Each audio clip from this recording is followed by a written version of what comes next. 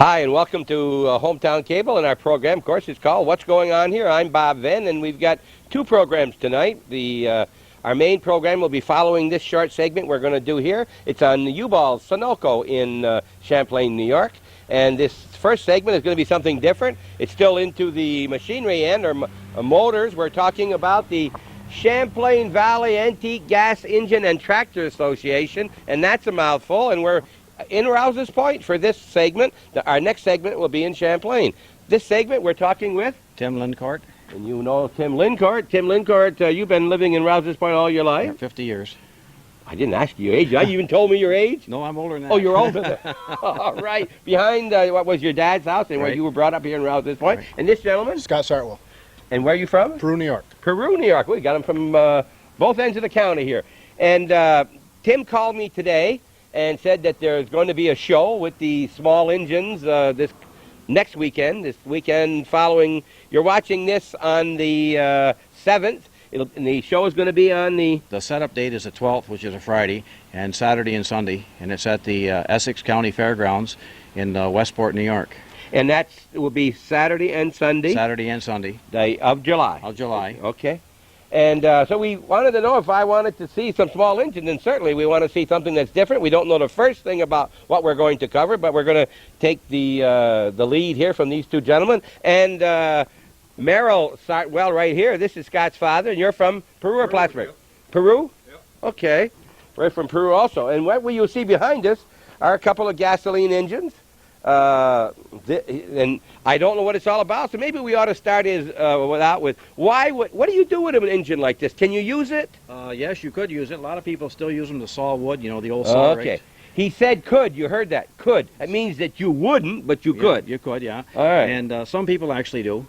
All right, then why would you and Scott and Merrill want to have an engine that you're not going to use? What's the story of this? Well, we restore them and preserve them. So they're, you know, of the past. This engine is about 1920, wouldn't you say, Scott? Yeah, around 1920. It was used back then. Yeah. It was made to use, correct? This is made by the domestic pump company, and it was primarily a water pump. This one had a pump on the back of it, and it was used to pump water. They made two versions. They made a piston pump, which pumped water like for wells, and then they made the mudsucker type pump, you know, the diaphragm pump.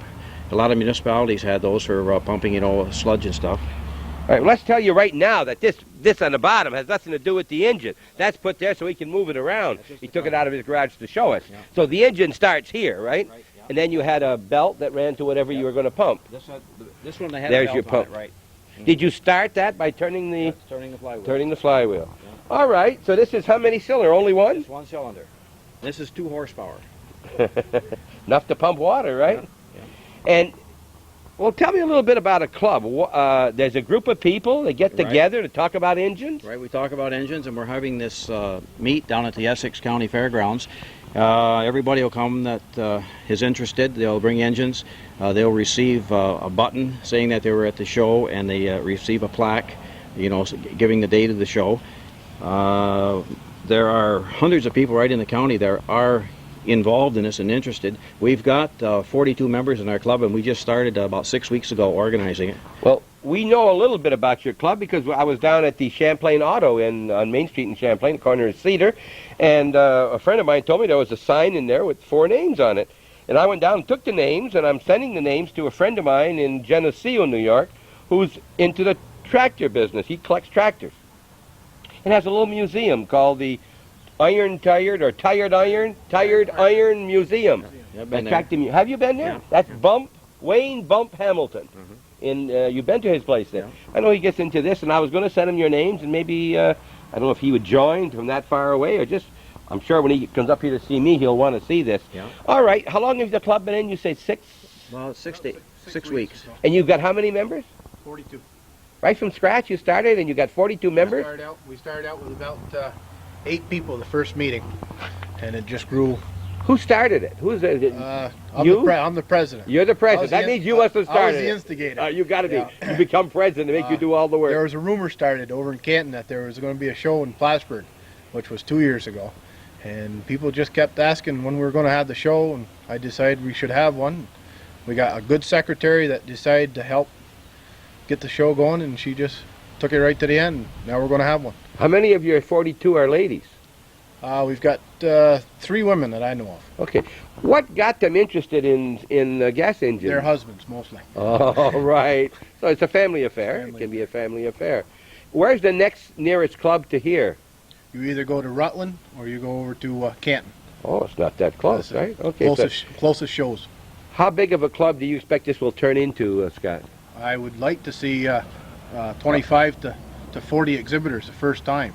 Exhibitors, but you figure you'll be able to get 100 members that would just want to be interested? Yeah, because You think so? usually everybody that brings an engine to exhibit joins a club. Okay. Okay. And have you got any limitations on where these people could live? No. Could be anywhere from... There's people, the last show we went to, there's people come from Florida. Okay. We're going to try to show this in Plattsburgh, too. It'll be down in anywhere where Falcon TV has.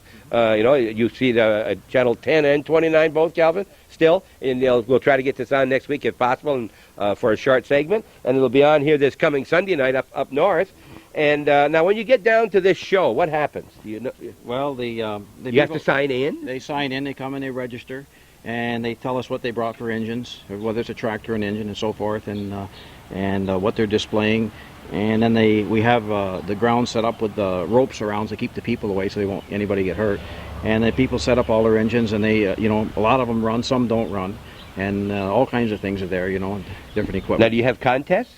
No, we give every exhibitor a plaque. But do you get an oldest, the newest, the largest? No. There's no competition. No competition. No competition, all between members. So the people that are members would like to see what the others have, That's all. number one. And anybody who just likes it to go and don't have one at all could just go and look at the way it was 70 years ago. Back in the turn of the century, everybody, the older generation, can relate to these engines because they had one on a farm or their parents had one and they can remember it. Okay. And those are the people that really enjoy it. The younger generation, they don't even know what these things are. Right. I'm probably one of them. I'm not the younger generation, but I Well- don't know much about it. I guess we did have one on the farm one time, but we had the tractors and we had the flywheels and so forth. Now, will there be some tractors there too, you say? Yes, there should be, yes. Big tractors? All different sizes, yeah. You did mention to me that Tony Tremblay, Yeah, he's supposed to go down, isn't he, Scott? and he has some tractors we don't. 50 Earl. tractors. Yes, he has. Just a few more than that. Yeah. We'd like to do a show on him very soon because Yeah. he's into the John Deere group. Hopefully he'll be down. Okay, is there anything else before we're going to start one of these? This one? Yeah, we started. We're going to start this one, and before we do, is there anything else before we start it that you want to tell me about the organization or anything else? No, we're welcoming anybody to come. We're for the display, or old cars, antique cars, or antique motorcycles, or outboard motors, or anything of the older vintage is welcome to come. Okay. And, Gas engines. Gas right? engines of any type, or steam engines if anybody has steam. You never know. I found out, you told me today about a gentleman in Champlain that collects engines. That's right. That I didn't know about. Oh, I don't know if he collects them, but he goes to the shows. Yeah. He goes to the shows, and that's Lawrence Ashline. And he told, I didn't know it. He told me one day when I was there, and I bought some books, some magazines, and they were tractor magazines some time ago. What have you been doing? What is your job now? What do you do other than play with engines? I don't mean work with engines. Excuse me. No, it's more like play. Okay. Where you work? Yeah. I work at the rental store in Plattsburgh, New York on Tom Miller Road. Okay. I've always been playing with engines, and I got small engines. My job is shop foreman. Okay. We repair the engines there on all the equipment we rent out. Did Dad get you into engines way back? Was he interested in engines? Well, More or less, I bought the first two, I guess. He Uh-huh. wanted to be a member, so we're a joint venture. But way back when, you must have seen Dad use some of these when you were on the farm or whatever. You were a farmer way back then? In Back the Peru then. area? No, I was brought up in Vermont You were brought up in Vermont, huh? How long have you been living in Peru? about 50 years. Wow, that's pretty good. Yeah, You I'd were say about so. 7 when you went there. No, about 14. All right. 16. So tell me, what was your line of work if you are retired? I sold snap-on tools on the Oh, road you told me that. Snap-on tools. for 30 years. Is that a popular tool? No, they're very, very, very little known about them. If you don't have them at home, yes. If you don't have them at home, when next time you go to a garage, as a matter of fact, the segment following this, we were talking with Stefan Garso, and we're out in the garage area, and there's a unit behind me that's about 5 feet wide and about 6 feet high, and he told us that the empty case costs about $5,500, right? But it's good stuff. Oh, yeah. Very good stuff. It'll outlast him and his grandchildren, probably. Okay. Sure. The only thing you could do with snap-ons, that, like any other, you can lose them or someone can take them. Oh, yeah, right? steal them. That happens. Yeah, definitely is. And then whenever they do, you sell another one, right? That's right. That's how people like me live. Okay. All right, we're going to start this, one of these, I say we. Tim is going to start this engine up, and it's going to make a lot of noise? No, that's not noisy. Well, that's from a guy that probably heard it before, so we'll just stand back here and see what he does. Now, tell us what you're going to do. First you turn the gas on. This is your carburetor. So there's no key, you turn the gas on. Just turn the gas on. This is a magneto ignition. It generates its own electricity. What does that mean? What's a magneto? Well, that gives you your spark for the spark plug. You don't Okay. have to have a battery. This is like the old days. They had magnetos. Can you still buy a magneto? Yeah, New? You can still buy these new. Yeah. Okay. And they're making what they call reproductions now. And the same thing. And of course they're better than the old ones because they have ceramic magnets in them now rather than the steel ones. They're supposed to be better. Have you painted this maroon? Yeah, this has been all reconditioned. Oh, okay. And this is to retard the spark to start it. That's all you're doing, and you just have to turn it over. I got a spark that's retarded a little bit. That probably would, all right.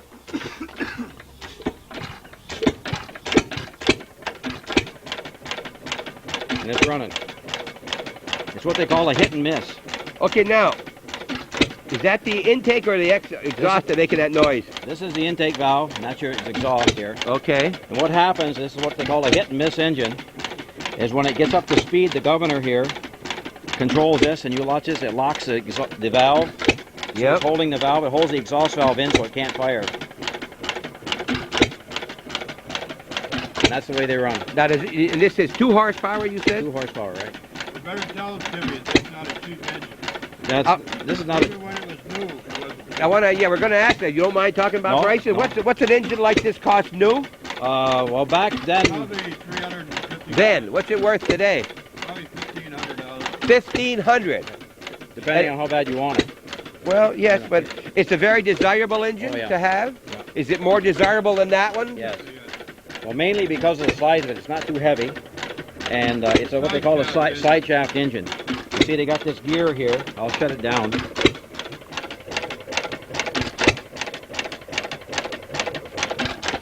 It'll still run a little bit. It's going to stop there now.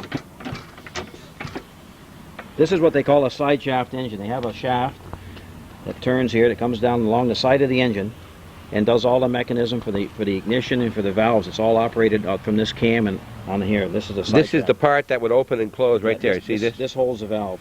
So that it can't. Then when you said hit and miss, I thought that some of the things I do are hit and miss. Yeah. But you meant more than that, right? You see, like this engine here is the other type. It's not a side shaft. This got a Push rod on it. push rod on the side of the engine. The push rod comes and it trips. This right here trips the igniter, which is just a large set of points. There's no spark plug in this engine. Okay, there's a big set of points in there. It's when inside the engine. When the points come apart, there's a spark that jumps, and that's what fires the gas mixture. Each time. Right. And when the governor flies out, this here, when that flies out, it trips a little arm right here that gets caught into another block, and it holds your exhaust valve wide open. The engine free floats. When the RPMs come back down, the governor weights fall in, pulls this arm out of the notch right here, closes the exhaust valve, takes a load of gas in because of vacuum, and then it fires it. Comes up and trips this arm right here. If 80% of you people out there doesn't know what he just said, I will make the 81st%. I know what he said, but I don't know what it meant. However, we don't have the time to learn all about engines tonight, but we give you an idea. This is a 4-horse. Okay, so that has twice the power. Was that true? 4 horse and 2 horse have twice the power, basically. Basically. And what would they do with an engine like that back whenever? This one here, they could Pretty near run a chop saw rig. corn with it. Okay, you cut it by hand and then you run it through a hand chopper. You could run the woman's washing machine with no problem with it. If you want to do a load of wash, pump I hope water. you had a long belt so that the machine could be outside and the washing machine inside. Run a buzz saw with it. Okay. Just about anything that you didn't want to do. Where do you put manually, the hook gas in here? Where does the gas go? Where's the tank? This one hooks right in. Oh, there's your Tank tank. underneath, Okay, looks like the place This for one my has fuel oil. This one has a galvanized metal tank. Now this tank on this machine here, this is like the Cadillac of a car. This has got a cast iron. This is the base of it is a gas tank. All right. So it wouldn't rust out like the problem they had with these older engines. the gas tanks used to rust out after setting a long time. This one here was all cast iron. How long, when you fill up the gas tank, could it run a long time? Yeah. Would you run it that long? You don't really have to run it for hours, This right? would probably run, what do you think, Scott? Couple days, probably. Couple days. Couple days. I think so. Well, you would never run it that long, would you? Oh, we start these when we. What I mean is, when you had them way back, and you were using it to pump water or whatever, you wouldn't run it for 2 days. No, not pumping water. And you'd have to be there to start it, and you got to be there to shut it off, right? You can't. There's no timers back then, no computers, no circuit boards. That's also got an open crank on it. See, that's not a closed crank like an automobile engine or a small lawnmower engine nowadays, where it's running an oil bath. That's a wide open crank. You can see the piston coming in and out. Use oil from the oiler. It drips down and oils the piston externally, so you can see when you run out of oil, shut it down and put more oil in it. That's the brass. So if you had one right here, Yes, right okay, here, yes, oils your all right, wrist pin and your piston. all right. Okay. There's also a little cup right here that catches some oil, and that goes back and oils the main on the rods. When you operated something like this, you'd probably stay right there with it, would you? The rules of the club is. You I have don't to mean be the club. present. I mean way back in 1920. No, they you can let it they run. probably started up and walked away from Okay, the rules of the club. Let's get back to the club now, so I don't confuse the two. The people will be there with them. You don't want anybody too close. You don't need anybody to stick his hand and lose a finger, or whatever else in these things, right? it. Very dangerous. Okay. Have people signed up for this yet? Do you know how many might be there? You don't know yet, huh? No idea. Okay, but you sent your letters out and so forth, and you can still ask people to. Okay. So take anybody that wants to come. Okay, let's just take a very short break, and we'll be right back. I'm Bob Venn. You're watching What's Going On here. The first segment of 2 tonight. We're in Rouse's Point, New York, behind the residence of Tim Lincourt. And we're here with Tim, Scott, and I'm going to say it wrong, Merrill. Merrill, the Sartwells and Lincourt. And I'm Bob Venn. Be right back. Remember, every night you can watch Hometown Cable at 5 o'clock, 9 o'clock, midnight, and again the following morning. 4 shows of the same thing. I often thought of doing this, 4 shows of the same program. See? And on Sunday night, it's What's Going On here. Thanks for watching. We'll be right back.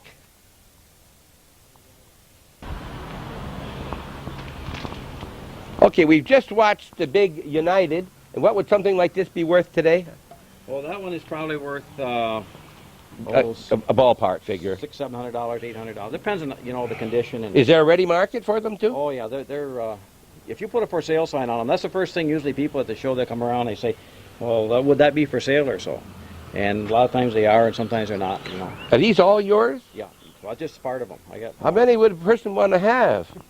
Well, the more the merrier. Oh, one of those kind, huh? You see what you start out when you're young. You start out with small engines, and then you want to get bigger and keep getting bigger.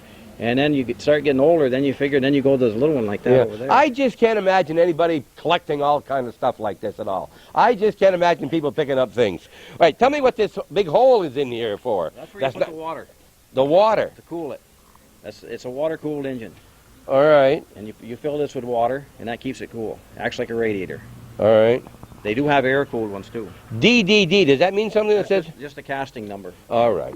Okay. Now, we're going to show 3 others here. Scott, can you tell me what this is? This is hit and miss economy, 1.5 horse. It's water cooled, open crank. There's flywheels. It's hit and miss. Now, this has got a grease fitting. This has got the grease fitting. This does your main bearings. And it still would have oil, too, but you got another piece here, another grease fitting there? These here, you just take them off. Uh-huh. Fill There's it up the grease, Fill it up with grease. Put it on and squeeze it until it starts coming out the Babbitt bearings. Okay. They're not roller bearings or ball bearings. They're Babbitt. What's a Babbitt? Babbitt is a material looks a lot like lead, Okay. but it's a harder material, and it's poured in hot. Right, now, this is made by... It was marketed by Sears and Roebuck. Okay. And this would have been used for what? That was probably for a water pump or some, maybe to run a washing machine or something. That's Washing- basically the way it's dirty and the condition. Okay. That's the way it was found. Okay, is this the way you would find other machines? Yeah. Now, will you redo this one? Yeah. Will you have someone do it for you, or will you I'll do it? I've only had it for 5 years, Bob, and I haven't done it yet, so someday it'll get done. All right, now here we have, looks like an engine for a small airplane or a glider.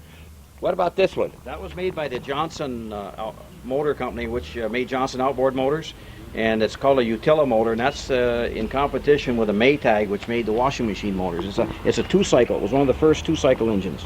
Now this gives me a couple of questions. Number one, do you step on that to start it? That's right, yeah. All right. Number two, it's got a muffler. That means it's a little bit noisier? No, that isn't the right muffler for that. They used to have a long, flexible hose that they put the muffler outside the building. You know, the washing machine would be inside, and they put the muffler outdoors. And these don't have mufflers? Oh, yeah. Yeah, this one. Oh, that is a muffler. Okay, yeah, and I guess it's got one. All right. And this is about how Oh, that would be back in the 20s. and about what number of horsepower? Oh, it's probably 3/4 of a horse. 3/4. And this one here? This is 2-horse. All right. Modern day, 1940s. This is the 40s. Okay. It's a modern day. The crankshaft is closed. It's got an oil base in it. Are they still making these today, new to be used by people? Nothing like this at all. Nothing like this at all, right? Modern day engines run 3,500 RPMs now. These things, this one here will probably run 1,800. Okay. The engine over there, that open crank, if it's running at 350, 450. Okay. Now this has a crank that you would start it with, and this has all it has there. You don't have those big wheels to turn it. It's a little tiny, what do we call a little pulley right over here that will run your engine. It's got a, as a matter of fact, it's got a muffler. It's bigger than the pulley. Yes, this has a regular float carburetor. Okay. Now this stops just like my lawnmower used to. Push that down, it would stop it. Yeah. All right. Now, size-wise, you were talking about size. They've gone from that engine over there to this size, about what, a little over half maybe in size, Tim? About a third of the size. Third of the size. All right. Probably a quarter of the weight. So you can move this around a lot easier. Oh yes, yes. Now, if you really want to get into a little one, right over here, you can tell us. Is this your pride and joy over here? Well, that was a Christmas present. This came as a kit. It's a replica. It's a 1/2 scale model of a headless WIT, a 4-horse WIT. What? 4 horsepower WIT engine. A WIT. Mm-hmm. W-I-T-T-E. Okay. Right. See, it's a headless. There's no cylinder head on it. Okay. It's all one piece. Right now, this is a kit. This is a kit. This comes all machined, but you have to do some work to it. It took about 100 hours to assemble it. A friend of mine didn't want his name mentioned, but he was sick at the time and wasn't feeling too good, and I brought it over to him, and I said, here, this will keep you busy for a while. And it took him about 100 hours to polish it all up and fit all the pieces. Everything had to be fitted. Then you had to paint it, or was it And painted? then he painted it. Yeah, did a nice job on it. Sure did. The older you get, the more you want a lighter engine. I know about I'm that. not very old, and I'm getting to where I want the lighter Well, engine. here's one of the older Sartwells right here. What do you think about that? Yeah, I think it's a good I idea think too. it's a good idea. Being I'm 66 years old now. Yeah. Now, when have you got engines at home? We have about 31, I guess. 31 engines. How long have you been in this? Not as a club, but Actually collecting them or been interested in them? well, let's say both. How long have you been Well, interested? We've been Let's come interested first. in probably at least 10 years. All right. We've gone to shows, and we've been collecting the last 5, 6, I would say. Okay. It's I've been retired 5 years. it's a fever. You get one or two, and you just can't stop. Now, you own these together, or do Yeah, you have some of partnership. yours and some of his? or- Partnership. Everything's Partnership. Everything's joint venture. And I'll bet you when he wants to use it in one, it's always the one you want to use, too. Do you share? we Kids, both. you know, kids have to share. I hope you taught your son Oh, to yeah. share. Huh? We go together. All right. So you'll be at the show. Yep. And you'll be at the show, and you're going to be at the show. How many engines are you going to bring? Oh, I'll probably bring 5 or 6. Okay. All right. And then is there an additional fee for each engine that you No, bring? there's no fee at all. fee for the exhibitor. The exhibitors can just bring it down, Bring all it right? down, yeah. Are you going to be inside or outside? It's going to be all outside. Is there any kind of roof at all in case of rain? Well, it's not going to rain. We ordered it Well, special. okay. It'll I've be got a nice family sunny day. reunion no, the following week I have. Okay. Tell us one more time then. We're talking about small engines, and I can't say it without looking. Champlain Valley Antique Gas Engine and Tractor Association. That includes cars, right? Cars, too. Cars, tractors, and engines. These were working engines. It doesn't have to be small engines. If they got a big 6-foot flywheels, bring them. There will be a 16-horse engine there. And Mr. Wood from Altona's bringing. What's his first name? Do you know? Bob? Bob, yeah. Bob Wood. I don't think I know Bob. He's in the military, and he has hired a tractor trailer to bring it down for him. That Taking a sounds whole great. week out. This is a very nice engine to look at and listen to it run. Okay. It's been nice talking to you, gentlemen. Is there anything that I did not cover that you would like to tell people out there? Yeah, Okay. the show's July 13th and 14th. Saturday and a Sunday. Saturday and Sunday. Anybody that wants to display horse-drawn carriages, gas engines, antique boats, anything that's an antique, come Yeah. down. If they want, they can set up on the 12th. If not, they can come in on Saturday. If they want to come for one day or the whole weekend, it doesn't matter. We've got entertainment from Corman and Dorman, which is a piano lounge. They're going to be playing an organ for us and some dancing. There's going to be food on the grounds. And, hope everybody just Now, comes down is and this has a going to good be an time. annual, or is it more than annual? You're going to have a couple times a year, maybe? Hopefully, it's going to be an annual. Annual. All right, this will be the first one. This is the We're first gonna- one. We've had to put a lot of effort and money Of into course. it. And, But once you get the first one in, and you can Get the make up first your mistakes that you're going to make, let's face it, you're going to Right. make whatever, and how to get your advertising out. You're going to have anything in the paper about it? Yeah. There will be. Yeah. But right now, we hope you're watching TV, and tell your friends and neighbors that if they want to see something interesting, and go down to the show on the 12th and 13th and 14th Right. at the Westport, New York, at the site of the Essex County Fair, the fairgrounds. Right. And bring your wife or wives, bring your husbands, because they're both going to be down there displaying. Yeah. Bring the Room- kids. Room for camping down there too. Can you camp down overnight? You can. All right. camping. There's also crafts and a flea market. So At ladies, the same day? ladies don't Oh, have yeah. to sit there and listen to the engines and the men talk. They can go and look at the crafts. Okay. Now, did that come because of your show, or were That's- you there because of them? As of it. That's us. Okay. we're You're going also- to have your own flea we're also- market and things. We're having people come in at the flea market. Well, yeah, you got to get some people. Gotta get something for the you've women gotta there, get- you know. Of Well, course, that's and you've right, got to get something to pay for these quote unquote toys. Yeah. They weren't toys years ago, right? No, no. Well, listen, you can only, they say, the difference between men and boys are the price of their toys, right?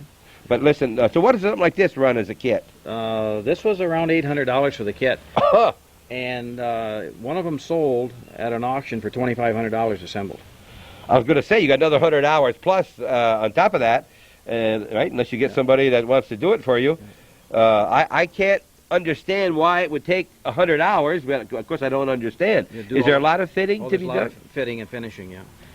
These things are getting to be more valuable than the full-size engine. All right. This would run? Oh, yeah, it does run, yeah. It does run, but Yeah. you know, we aren't going to start this one. Yeah. All right. And anything else you want to cover? No, They actually made engines, real engines, to use in the home that were about this size, not much bigger. Back back in the 20s. Back in the same company? Not Whip, but New Holland made one, Yeah. which you could grind cornmeal. A little tiny engine if you wanted to do it right in the kitchen if it was raining. What about the exhaust? Did it cause any problems in the house? They run them out through Yeah. the window or they run them out the door. Yeah. I've run this in the house before, and I put a Once. The wife No, I said- put a vacuum cleaner hose over and stuck it out the window. Oh, okay. Yeah, Yeah. yeah. And that's Yeah. your spark plug right That's a there? spark plug, yeah. That's a real small. We have the original engine made just like this. Oh, you do have? 2-horse, isn't it, Scott? Okay. And how big is this one? This is a Half? This is there isn't any horsepower rating on it. It's a replica of a 2-horse, They wouldn't even be Okay. that. quarter scale thing. quarter scale. Okay. The real one on a New Holland, the size of an engine like this, the original one, you'll be looking at $3,000 to $4,000. Wow. for value. Wow. And they're probably growing in value, right? yeah. There's only so many of these left, I mean, right? it's like you can like the kits you can buy, but I mean to get the original one, there's just so many of them around. I'm going home and check my garage and see if I got either one of those in my garage that I don't know that's there. Domestic over there. Especially the little one over there, yes. Mine may not be painted well like that. Listen, you're watching Hometown Cable. We've been talking with 3 members of the Champlain Valley Antique Gas Engine and Tractor Association. From Plattsburgh, New York, we have the president right here. That's Scott Sartwell. I want to say Hartwell. Sartwell. Tim Lincourt, Vice President. vice president. He's got to be an officer. I'm just a peon. I'm just a director. That's Okay, he's a director because he's got the money. Yeah. That's Merrill Sartwell from the Peru, the 2 Sartwells, and Tim Lincourt from, of course, from right here in Rouse's Point, New York. We hope you will attend the show. He showed us before. There is a two-cylinder book that's put out. That's for John Deere. John Deere. Yeah. Here's a gas engine magazine. This is serious stuff, folks. Look, they have their own magazine, volume 26, June of 1990. And there is a book that shows all of the engines that have been made over the years. That's basically 4,500 of them. there's 4,500 engines illustrated in this book, and that isn't all of them. You'll find engines that are not in this book. Okay, you've been watching it, and if you have any questions, get a hold of one of the Sartwells in Peru, New York, or Tim Lincourt here in Rouse's Point. And if you can't remember their addresses, call me or Calvin, and we'll try to I'll try to get the name from you. I'll have a copy of the tape, and I'll be able to tell you this. And if you want to join, remember, get in on that also. You're watching Hometown Cable. It's on every night. I want to repeat, at 5 o'clock, 9 o'clock, midnight, and again at 9 the following morning. And what's going on here? Please stay tuned, because following this is our interview today with the Garsos at the Garso Corner, the famous Route 11 and 87 corner there in Champlain, New York, where all the traffic is, next door to McDonald's. Thanks much for tuning in, and tune in every night. And if you haven't, please become a sponsor. Patron.